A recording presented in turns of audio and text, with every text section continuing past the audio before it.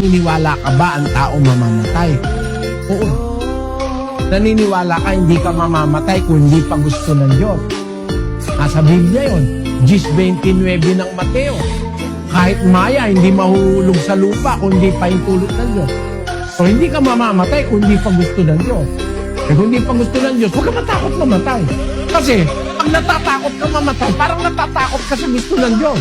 Ang paniwalaan mo, mamamatay ako pag gusto ng Diyos. Pag hindi pa gusto ng Diyos, di pa ako mamamatay. Yun ang paniwalaan mo. O maaalis yung takot mo ka. Eh, huwag ka matakot. Maniwala ka sa Diyos. Ba't mo po problemahin eh, mamamatay ka lang pag gusto na ng Diyos? Kung hindi naman gusto ng Diyos, di ka pa naman mamamatay. Maya nga, hindi mahuhulog sa lupa eh. Kung hindi kalooban ng Ama na nasa langit eh. Eh kung yun lang maya, maliit lang ng halaga nun eh. Mas malaki ka sa maya, mas mahalaga ka sa Diyos. Hindi ka niya papayagang mamatay nang hindi mo pa oras. Kaya handa mo na ka ako sarili mong mamatay.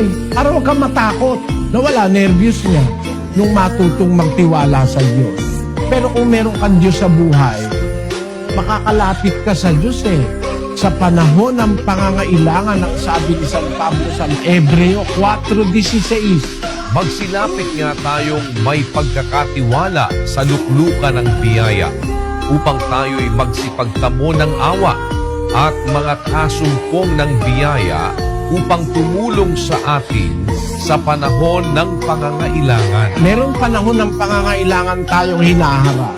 Pero may makakatulong sa atin kung lalapit tayo sa luklukan ng biyaya ng Diyos. Meron Diyos, kapatid.